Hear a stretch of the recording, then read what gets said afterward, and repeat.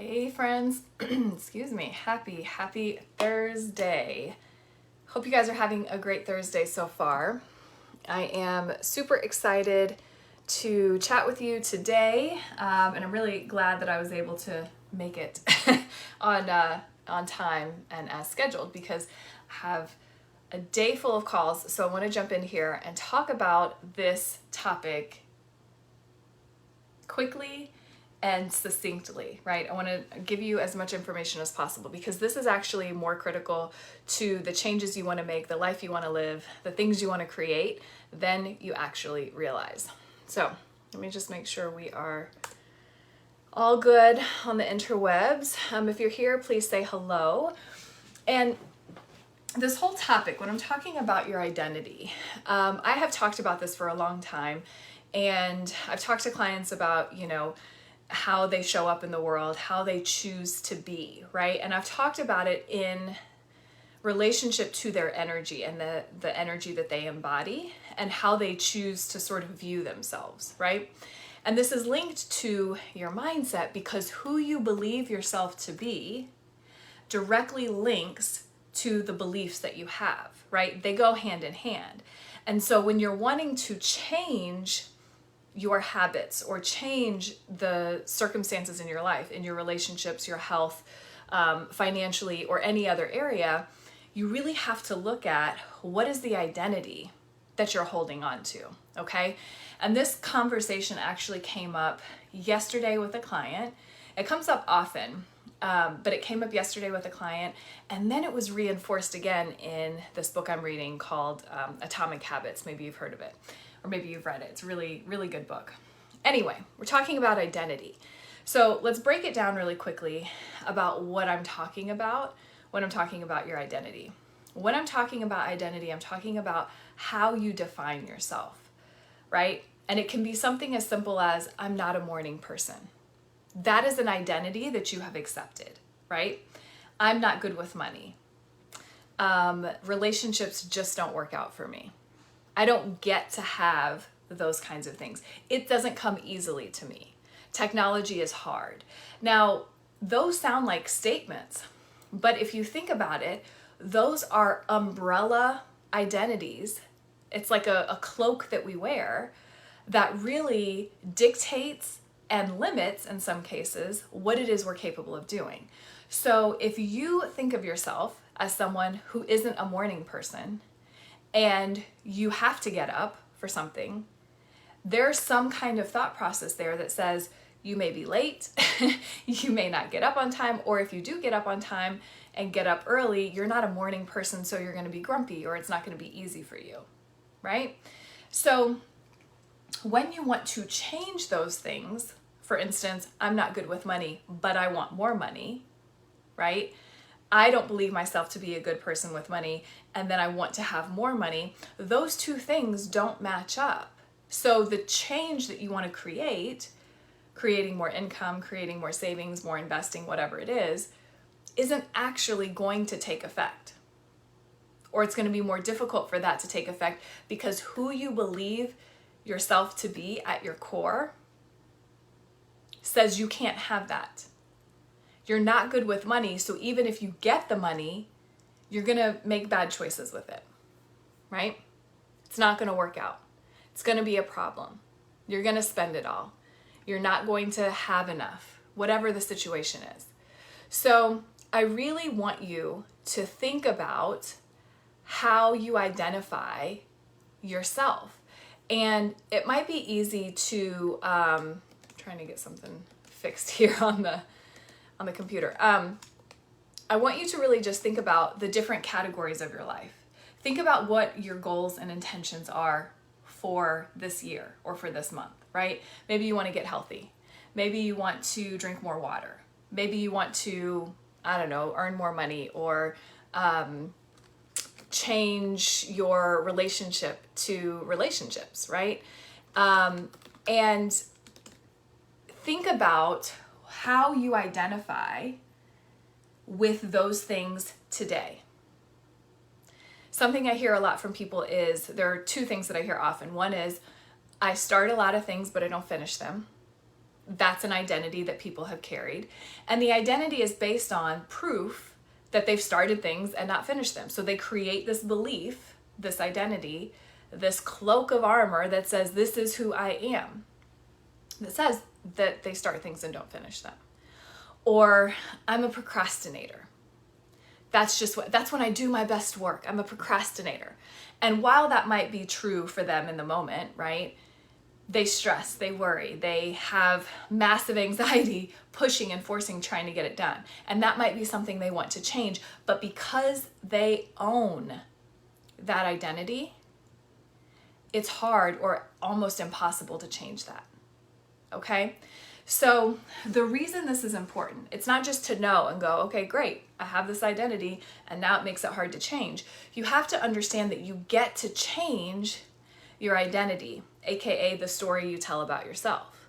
So you can change that story that says, I'm just not a healthy person, or I'm a procrastinator. You can change that identity. And the way you start doing that is you start changing how you align yourself, how you think of yourself. You have to stop the story that says, I am a procrastinator, I am bad with money, I am not good in relationships, I am too much in relationships, right? And instead, think about the version of you, the identity that you want to create, which is going to create the changes that you want. You want to be a healthy person, to own and embody that identity more often. You don't have to do it perfectly, but you have to do it more often. Okay? So when you identify with whatever change you want to make in your life, you really want to think about, okay, I want to earn more money, or I want to get healthy. And then become, in your mind, the person that takes her health seriously. That is the person that just gets up and does the workout. That is the person that is choosing the healthy snacks or foods or whatever. Like, you have to become that person. And when you become that person and you own that new identity, then you start leaning into and living those beliefs. You start choosing different things when you eat. Not 100% of the time, but more often, right? And I tell this story quite often, and this is actually all about identity. Years and years ago, when I wasn't making as much money in my business, I was really focused on this identity for myself that I didn't have enough, right? And I was trying to change that. And I created this little avatar, future version of myself. And I don't know if I named her like Millionaire Lamisha or something, right? Something that was far from where I was. And I remember I had stopped at the grocery store somewhere, and it wasn't my normal shopping place, but I realized I needed bread. And so I walked to get the bread that we normally get, and it was like $1 or $2 more for the loaf than where I typically shop. And because that old identity was, I have to scrimp and save, and I was coming from a place of lack, I immediately turned and walked away. I wasn't going to buy it. But then that thought popped up that said, what would that future version of myself do? The one that I'm choosing to embody. Is she going to leave the store, spend time going to another store in order to get the bread for $2 less? Or is she going to buy the bread where she is because her time is worth that? More than worth that. You see what I'm saying? So as you're thinking about what it is that you want to create in your life, the changes you want to make this year, maybe it's in your creativity, maybe you want to be more consistent with your writing practice or your art, or you want to be, the person that works out a couple times a week, not because you're trying to lose weight specifically, and maybe that's part of it, but because you want to be someone who, has more energy and feels good and feels energized, right? Whatever that thing is for you, I want you to think about what that version of you would be doing now. How would he or she live today? What choices would she make about going to bed, about what she's eating, right? What is the difference in that embodiment space? Because that's what's going to change your life. You have to change how you think about yourself. And I've had conversations with people who are really, really good at the affirmations and the journaling, and they can get themselves into this good feeling place and they can start to believe things, but they still have this old identity that says, I'm not good at blank. I suck at relationships. I'm not a healthy person. And I carry this, I mean, I've had multiples of those identities, right? Many things that I changed, but one of the things was I wasn't a morning person. I wanted to work out early because it made sense for my schedule and work and my son and all of that. But I kept telling myself, I can't get up. That was a story I repeated day after day, month after month, year after year. And because I had that identity, it didn't matter what I did.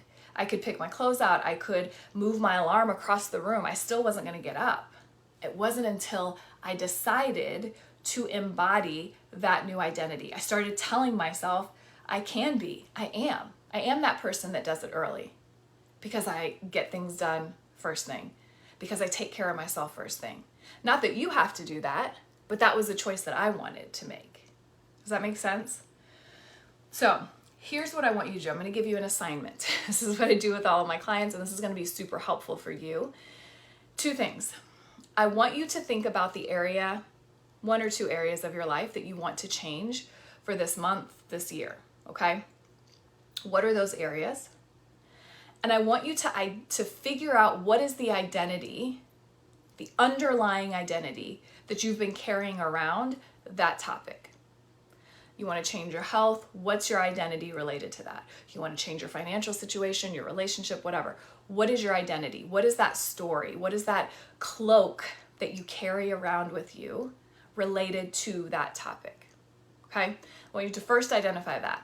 And then I want you to think about the goal, the desire, the thing that you want to achieve this year in association with that topic, right? And I want you to ask yourself, what is the identity that you need to adopt? What is the energy that you need to embody? What is that new version of you that you need to be? And it's a choice and it's a practice in order to achieve that.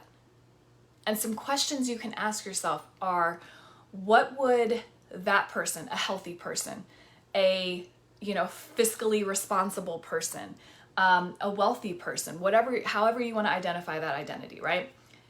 What would that person do in the morning? What does that version of me do at night? What does that version of me do, in terms of her consistency? What is she doing in terms of what is she choosing to eat? Who is she spending time with? These are really important questions because as you identify that, you're going to start getting clear on how you can start embodying this new identity that you want to adopt. Okay? So a good example they give in this book, Atomic Habits, is if you want to be a writer, right? If you don't think you're a writer, you're not consistent. To be a writer, you need to write consistently, right? You adopt the idea that I am a writer because I write. Hey, Kim. Right? So whatever that identity is that you want to become, if I want to write a book, and I am writing a book, right? But if I want to write a book, I have to be an author. I have to adopt the mentality and the identity that I am an author. Not at the end, once I've written and published a book, but ahead of time. I'm an author writing a book, period. And because I'm an author writing a book, people that write books write, and they write consistently, and it's important to them. And they have some sort of schedule or, routine that they get into in order to do that. But what we have to do is we have to get out of this old story, this old, heavy, worn out, often overplayed, like it happens on replay automatically without realizing it.